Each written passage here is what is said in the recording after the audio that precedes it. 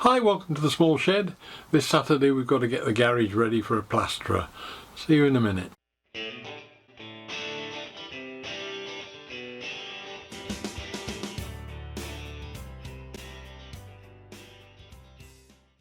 Now the problem is that to get the plaster in, I've got to be able to let him get access to the ceiling.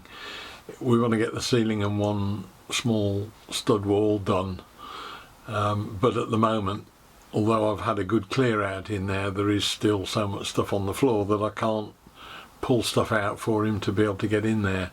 So I'm going to start off doing that, and then we can hopefully make it all so that it's a suitable place for him to come and spread his plaster all over the walls and floor, because as a trade I find the plasterers are probably the dirtiest of the lot. So we're starting at the top, can then work our way down, worry about painting walls and getting the floor sorted later on.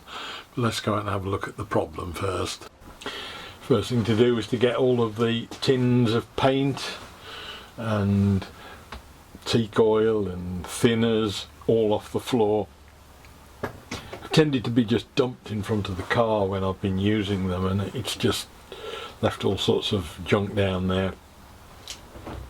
So a lot of it was just gathering the stuff into one place almost. The thinners, I've got 2 or 3 empty bottles or half empty bottles that I've pushed into one, and the paints are all now stacked up.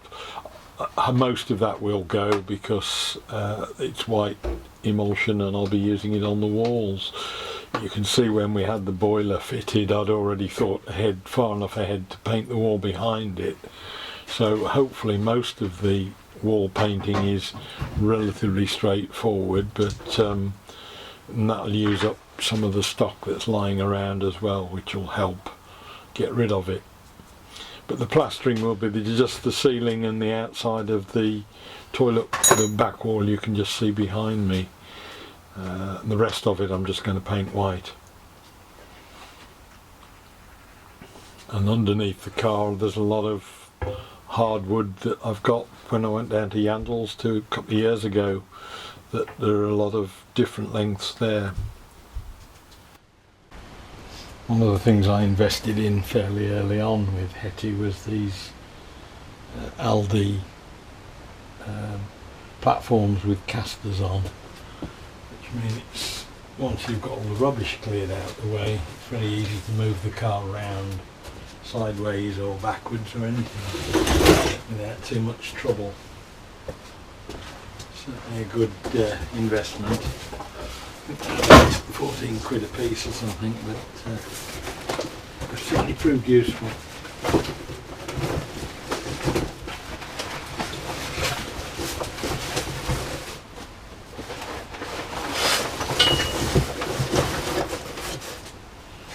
Means that when they come to service the boiler I can just move it out the way very easily, however immobile it is.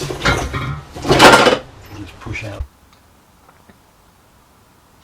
At least having got access round by being able to move the car, I've then got a problem to deal with, which is the garden chairs that have been residing in there for the last, again, 4 or 5 years.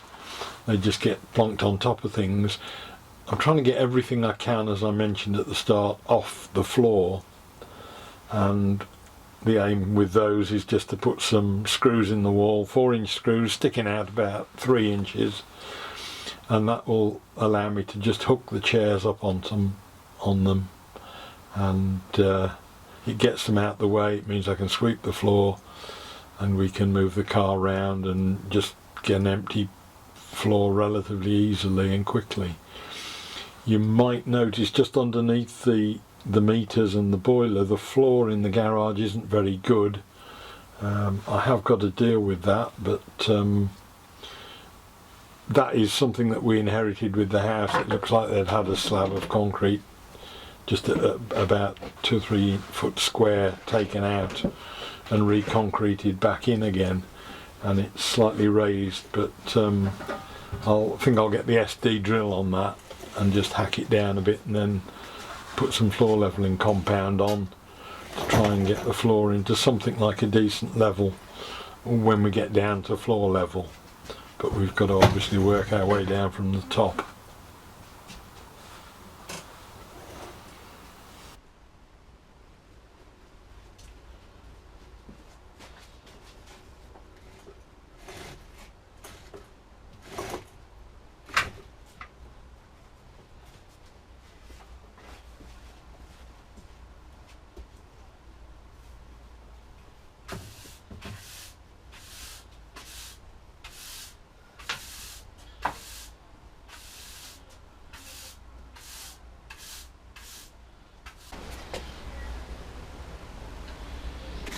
That's got me pretty much where I want to be. Almost everything now is off the floor, and that's important for a couple of reasons. It means that to get the car out,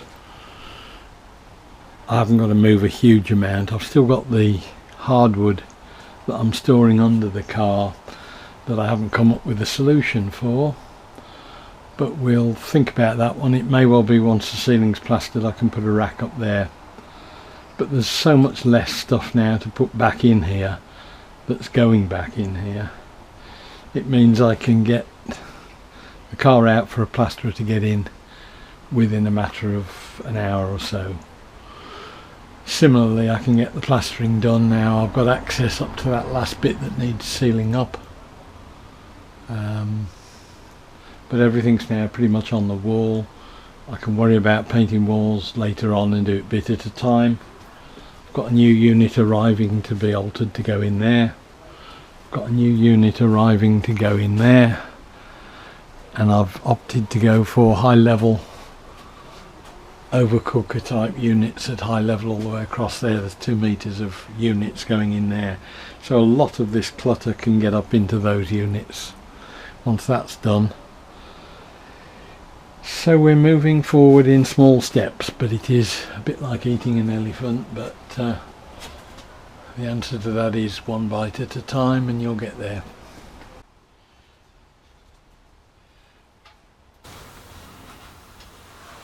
So having got the floor clear, that meant I could actually get the steps in to get up and finish off the last bits of plasterboard which had been broken through when the piping was put in and the pipe brackets were put in to support them. The problem you can see is that that is going to be almost impossible to plaster, as I have noted I think before.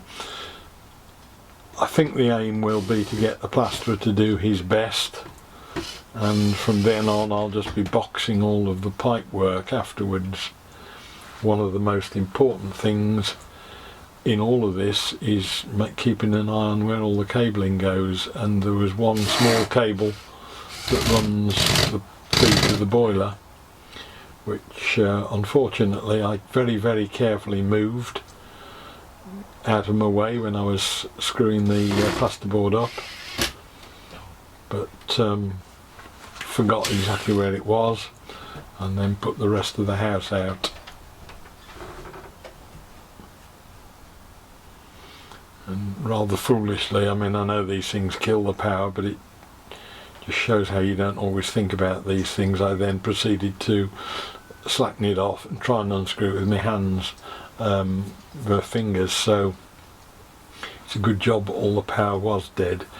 Tripped it back on, stripped that out, took the cable out and replaced it, and carried on. But it's one of the usual cock-ups I have. In then to the toilet area, there'd been a leak in the really bad winter we had in, I think it was 2015 was it, when we'd had a pipe freeze in the room above, and it came down and I just hacked the ceiling out in a hurry to get at it. So that needs squaring up and tidying up with a bit of plasterboard, just so that hopefully any plasterer who comes along won't find too much of a problem to have to sort out. It'll just be literally a day of skim coating rather than anything else. Right, this is the filler I'm using. It's Gyprop joint filler. It seems to give a good job. It's quite soft when you come to sand it afterwards. just mix it with a bit of water.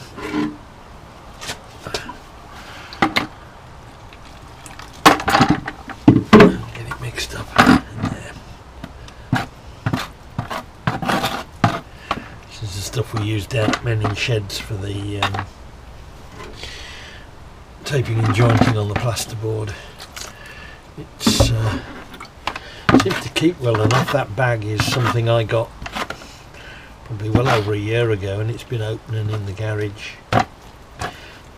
since then. It seems to be perfectly okay. That's it. So leave that to stand for a minute or two, and we'll just go and tidy up all the holes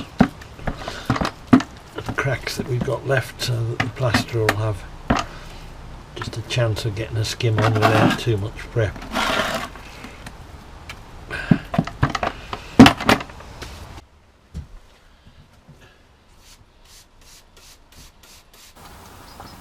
I've used this skim coat before on jobs. I used it in the repairs I did in the kitchen ceiling, and it's very nice because you can sand it down and get a decent finish on it afterwards, although in this case it won't matter because it will be something the plaster will have to deal with. You can also see the reveal by the back door that's going to need some work doing to tidy all that up and get it sorted properly. These are all just hangovers from the previous build job that we did on the house that never quite got finished, and hopefully this is the last of those jobs, although I suspect the 1990s style tiled toilet will probably have all the walls, plasterboard and tiles ripped off and be redone before we actually finish that off as well. I think it's up for a refurbishment as well when we get a little bit further in, but we're pretty much there.